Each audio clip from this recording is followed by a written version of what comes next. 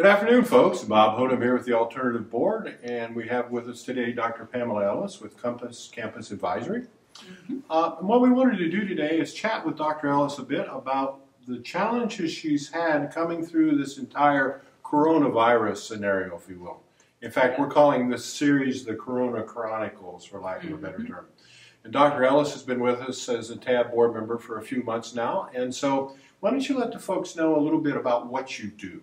Yes, absolutely, Bob. Thanks so much, and I'm really excited to share with everyone because I have one of those businesses in the Miami Valley that not too many people may know of or even think exists. And what I do in short in my business is I help teens find a college that feels like home and partner with parents to avoid overpaying.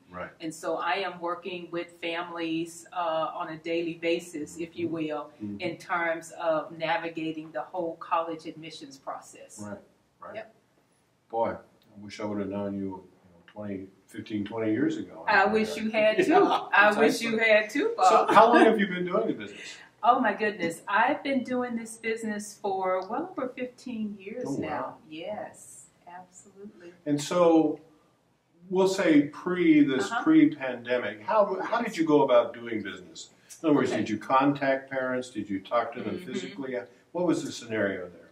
Well, pre-pandemic, I was still meeting with parents in person, and especially here, because I have a center over on Far Hills, and I had actually moved into this larger space because not only did I have students who were coming in regularly, but parents also that I was meeting with in person and meeting with students to start doing tutoring as well that I would offer there.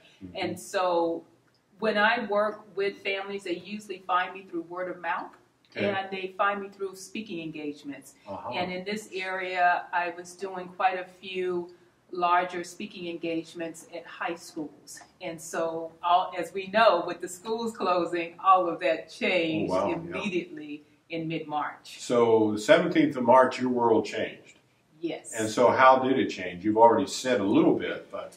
Yeah. Well, it actually changed a little bit more seamlessly for me because at the same time that I was working with students here in person, I had a large network of clients that were all over the U.S. Oh, so you work nationwide? Oh, yes, I do, and even internationally as well. So I was already comfortable with systems like Zoom and with other types of online technology that I had been using over a number of years because when I had moved to Dayton, I still kept ties with my connections that I had in California because I moved to Dayton from California, and all of those connections and social interactions happened online. And so it was pretty seamless for me in terms of transitioning my students and families that I was working with here. Good. Yeah. Did you find during that period of that March-April time frame that you weren't getting as many requests, for example, for your services, or did it still hang in there pretty well? Something, certainly the in-person speaking engagements changed for sure, and I usually travel a lot in my work, and all of my travel plans came to a halt. I was supposed no more frequent flyer miles. No more frequent flyer miles. I was supposed in March, only in March, I was going to be in Dubai, in Paris, and I had a trip to Hawaii as well planned. And so all of those trips, of course, were canceled very quickly. All of my travel for April and May, I had a number of speaking engagements out in Seattle, in San Francisco, and also in the New England area, which were all canceled. But what happened is that a number of those transitioned to online engagements. And so I was still able to connect with parents. And what I found was that it wasn't so much that my phone stopped ringing on March 17, but the questions were different in terms of questions that they asked of me as far as Well, one of the things is that for so many students, when this all came about, they all had very different school implementation in terms of how schools were helping them with the transition in the school closure. And so some of my students were getting packets, and some of them didn't start getting packets till later. Admission style packages, that sort of thing? Okay. Well, no, not that. Schoolwork. Schoolwork. Yes. Okay. And at the time, the Advanced Placement Organization College Board hadn't determined yet that they were going to do online AP exams. Okay. Right. So we're talking about high school students who are all of a sudden snatched out of their, comfort zone in terms of going to high school every day, connecting with their peers and teachers, and for many of them, they no longer had that. Right. And so the questions from parents were around how to help their teen. What do they do? Because for many of them, in some cases they were working from home and they still had to do work as if they were in the office, but yet their kids are at home and their kids need to be engaged, need to have things to do. Yeah. So the questions changed in terms of what parents needed, how parents needed to be supported through the pandemic. Right. And so did you find, you mentioned earlier that this transition was somewhat seamless.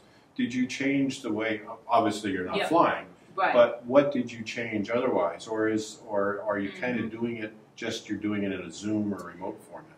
Right. Well, the content of my work with teens changed a little bit. And what I mean by that is pre-pandemic, we're talking about college admissions primarily. We're talking about doing campus visits.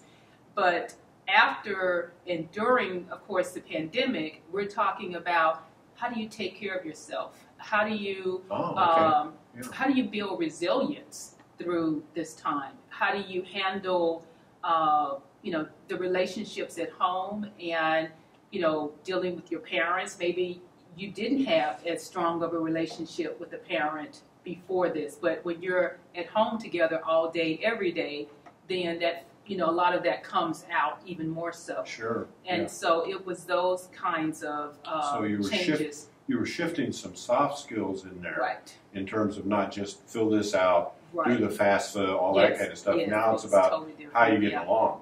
Exactly. So that's how you really transition.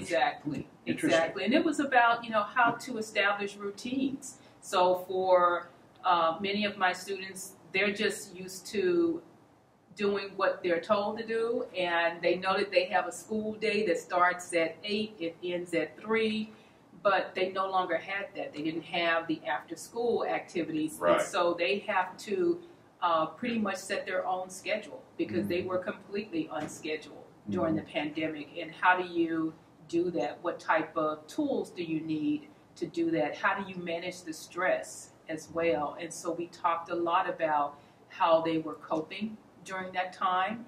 And parents often would call to talk with me about the fact that their teen wasn't motivated, had lost some motivation because they weren't going to school anymore. And so it was those mental health questions that were coming up and rearing their head a lot more during the pandemic, and that shifted my conversations with students because I wanted to still be there to support them. Right. Makes a great deal of sense.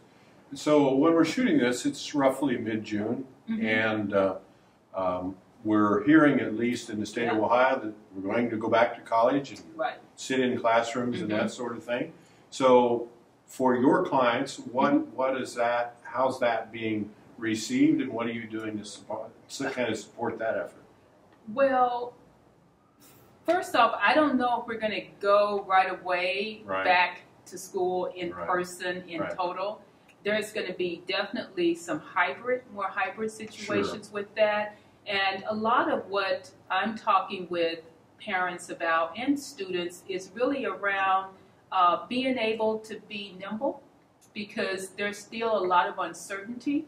And so not worrying so much as what's going to happen, but thinking about how they themselves can still take care Right. still have that self-care, still be able to do intellectual projects, you know, Sure. as a way. And for those, you know, even things like how to spend the summer now, you just do it virtually. It doesn't mean that you can't do an academic program or you can't volunteer. You can still do that virtually. Right. And so I just think that, you know, students now just have to look at this a little bit more creatively in terms of how to still navigate in a time when there's a lot of uncertainty still Sure. as to what the fall will look like for them. Sure. Precisely. Yeah. Well, you've very clearly outlined how Mhm. you've transitioned your Yeah. business, if you will. I think a final question or two I'd have is, as other business Mhm. owners look at Yeah. our dialogue here and so forth, Mm-hmm. a couple of thoughts, one or two thoughts you might give them about how they go about transitioning that business, maybe based on your experience. Yeah, definitely. What I would say is to really use this time to get your systems in place. Oh, Because okay. I have spent quite a bit of time finding out where there are gaps in my automated systems, finding out where there are broken links, if you will. So if you think about your website and how it may have this 404 error page on Right. it, you know, actually finding out, you know, where is that link supposed to go? Okay. And how do I make sure that my clients as well as prospective clients can still connect with me and they can still have a conversation with me Right. through all of the automated systems that I have in place. Right. And a great case in point is just a few weeks ago, I was doing sign-ups for this boot camp that I have coming up. It's going to be a virtual boot camp, of course, Oh, okay. for students who are going into their senior year. And I had this mom in California, a grandmother actually, who wanted her grandson to desperately come to this boot camp. And so she was calling me, calling my assistant. She was sending emails, and it was like, you know, this is actually going to be a lot of work because I keep having to respond, and she hasn't signed up. And she was saying, oh, you know, my card didn't work. It was always something. Right. But lo and behold, I've told her, you know, everything is just fine because we've checked our systems, all of our automated systems, they're fine. And all I know is when I woke up that morning, I got an email that said she had signed up. Wow. And she had signed up at 2 a.m. in the morning, my time, because mind you, it's 11 p.m. for her. But the beauty of having a system in place was that I didn't have to worry whether or not she had gotten her welcome email, she had gotten the information for her grandson. All of that was automated through the systems that I've been working on setting up. And during this quarantine, it's given me the bandwidth to actually work through those systems and make sure that they work. And so that's something that I would encourage business owners, especially, you know, when you have a small business, that you need to have systems in place. And even if you're concerned around delegating, because I know a lot of times entrepreneurs, you know, don't want to delegate, or it's hard to delegate, but having systems, using those systems and letting those systems do the work for you can really make a difference in terms of multiplying your time and making sure that you're not losing business. Okay. So systems are the key. Systems are the key. Perfect. Systems are the key. Super. For sure. Any final thoughts you might have as we wrap this up? Oh, goodness. Oh, I always have a lot of final thoughts. I would say for business owners going, you know, who are we're still in this crisis, if you will. We haven't escaped it just less. Yes, because we keep hearing about a second or third wave of it. I would say to business owners to make sure that they're taking care of themselves. Okay. You're talking health, psychologically, and mental so health. forth? And it could be, it's more mental health is what I would term it. And it could be things like just taking time to get fresh air, to go out in nature. I think that as business owners, especially through this time, it's harder for us to separate work and family. Those things get blended oftentimes. Because I know for me, with having 3 young adults at home, because my kids are college age now, with having them all at home, I had to be sure to turn off work. And when you're working from home, a lot of times those things just get conflated and you don't turn it off. And so, yeah, together. I encourage. So you're very specific about this time we're going to do this and this time we're going to do that. Sort of thing. So I had to be very intentional around, I'm going to stop working, at 8 p.m. because we're going to do a movie night. Or it's a Saturday and we actually set up a dance party, just me and the kids. And so making that time is so important for me as an entrepreneur, and I encourage it to other entrepreneurs because I find that we oftentimes just keep going and we don't think to take the time to just take care of us, because it actually, again, I use this phrase, it multiplies our time when we do that. Right. And so self-care is not selfish, it's very important, and it keeps us going. Great. Yep. This has been a fascinating conversation. I Thank you. very much appreciate you taking the time to come in and do that. Absolutely. I think you made some very key points. We have Dr. Pamela Ellis, who's with Compass College Advisories. We thank you so much for your time today, and I think you gave our viewers a lot of good pointers as we kind of work through this pandemic. Yes. Again, Dr. Ellis, and I'm Bob Hoden with the Alternative Board, Miami Valley.